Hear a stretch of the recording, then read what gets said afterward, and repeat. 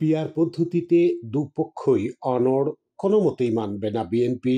পিআরে পেশি ও কালো টাকার দাপট কমবে। সংখ্যানুপাতিক প্রতিনিধিত্ব বা পিআর পদ্ধতি নিয়ে মুখোমুখি অবস্থানে চলে গেছে বিএনপি এবং জামায়াত সহ ইসলামপন্থী দলগুলো।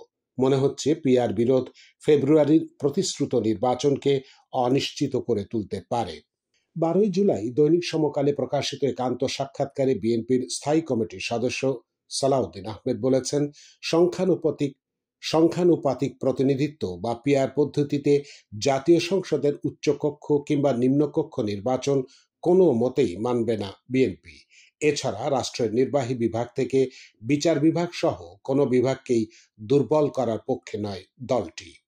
একই দিন 12 জুলাই শনিবার গণ অভ্যুত্থানের পরবর্তী নতুন বাংলাদেশ বিনির্মাণে প্রয়োজনীয় রাষ্ট্র সংস্কার, গণহত্যার বিচার এবং জাতীয় নির্বাচনের পদ্ধতি শীর্ষক ইসলামী আন্দোলনের গোলটেবিল আলোচনায় বক্তারা দাবি করেন, সংখ্যানুপাতিক পদ্ধতিতে নির্বাচন হলে জনমতের প্রতিফলন সঠিকভাবে ঘটে। তাদের মতে, পিআর পদ্ধতি বাস্তবায়ন করা গেলে নির্বাচন পরবর্তী রাজনৈতিক সংকট, পেশি শক্তি ও কালো টাকার দাপট অনেকটাই কমে আসবে। পাশাপাশি রাজনীতিতে সহনশীলতা ও ভারসাম্য প্রতিষ্ঠা পাবে।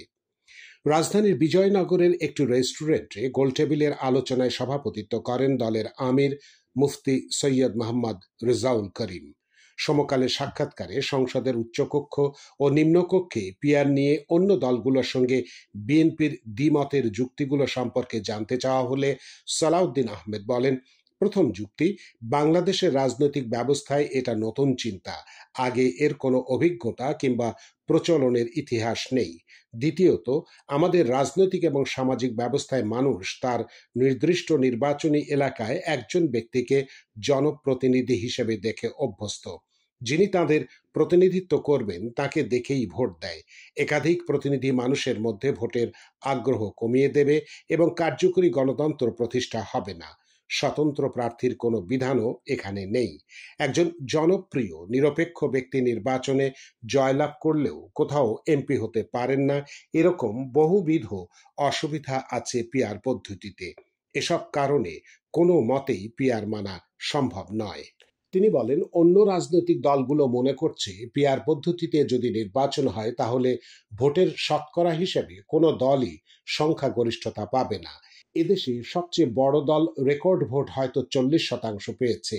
সেই হিসেবেও পিআর পদ্ধতিতে 300 আসনের মধ্যে 120 আসন পাবে, তাহলে সরকার গঠন করতে পারবে না। এরকম জটিল অবস্থায় কোয়ালিশন সরকার গঠন হবে এবং ঝুলন্ত সংসদ হবে। এতে কোনো সরকারই দেশ পরিচালনা করতে পারবে না। কিন্তু ওইসব ক্ষুদ্র দল বা যারা জনগণের কম প্রতিনিধিত্ব করে তাদের সুবিধা হবে।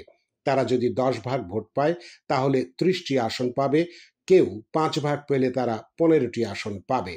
এখন এসব দলের প্ররোচনায় যদি পিআর পদ্ধতি চালু হয় তাহলে বাংলাদেশে সবসময় আইন প্রণয়নের ক্ষেত্রে, সরকার পরিচালনার ক্ষেত্রে যে অসুবিধাটা হবে, তাতে কি আমরা রাষ্ট্র হিসেবে এগিয়ে যেতে পারবো?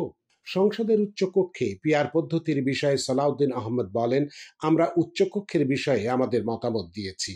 সেটা হচ্ছে নিম্নকক্ষের প্রাপ্ত আসনের অনুপাতে হবে, যেভাবে সংরক্ষিত মহিলা আসন নির্ধারণ করা হয়। সংবিধান সংশোধনের এখতিয়ার সংখ্যাগরিষ্ঠদের মধ্য দিয়ে হতে হয়। উচ্চকক্ষে পিআর থাকলে সেটা কোনোদিনই হবে না। কিন্তু সংবিধান কোনো ধর্মগ্রন্থ নয়। এটা 10 বছর 20 বছর পরও সমাজের চাহিদার ভিত্তিতে, মানুষের চাহিদার ভিত্তিতে পরিবর্তন হতে পারে এবং পরিবর্তন হওয়াটাই স্বাভাবিক। তিনি বলেন, উচ্চকক্ষে রাষ্ট্রবিজ্ঞানী, সমাজবিজ্ঞানী, চিকিৎসক, প্রকৌশলী, ক্রীড়াবিদ, নারীদের প্রতিনিধিত্ব, মানবাধিকার কর্মী এবং বঞ্চিত বা পিছিয়ে পড়া জনগোষ্ঠীর প্রতিনিধিত্ব থাকবে, যাদের মেধা, প্রতিভা, অবদান জাতিকে অন্য উচ্চতায় নিয়ে যাবে। অর্থাৎ নেশন বিল্ডিং অ্যাক্টিভিটিসের ক্ষেত্রে তারা অবদান রাখবে। এই ধারণা থেকেই আমরা উচ্চকক্ষের প্রস্তাব করেছিলাম। যারা রাষ্ট্রের বিভিন্ন সেক্টরে অবদান রেখেছেন, এমনকি বিশ্বের বিভিন্ন বিষয়ে যারা অবদান রাখতে সক্ষম হয়েছেন, সেই মানুষগুলোকে নিয়ে আসা হবে। সংস্কার ছাড়া জামায়াতে ইসলামী নির্বাচনে যাবে না বলে উল্লেখ করে দলটির সেক্রেটারি জেনারেল বলেন, আপনারা বলছেন আমরা নির্বাচন চাচ্ছি না, পিআরের কথা বলে নির্বাচনকে পেছানোর চেষ্টা করছি। আমরা বলতে পারি, আপনারা তো সংস্কার চাচ্ছেন না, আর সংস্কার না হলে তো আমরা নির্বাচনে যাব না। গোলটেবিল বৈঠকে বিশেষ অতিথির বক্তব্যে নাগরিক ঐক্যের সভাপতি মাহমুদুর রহমান মান্না বলেন, বর্তমানে যে নির্বাচনী ব্যবস্থা চালু আছে তাতে দলবাজি হয়, প্রার্থীর গুণাগুণ যাচাই হয় না। তিনি বলেন, আমরা সংসদের উচ্চকক্ষে পিআর পদ্ধতির দাবি তুলেছি। এ ব্যবস্থা বাস্তবায়িত হলে সংবিধানে বারবার হাত দেওয়া বন্ধ হবে।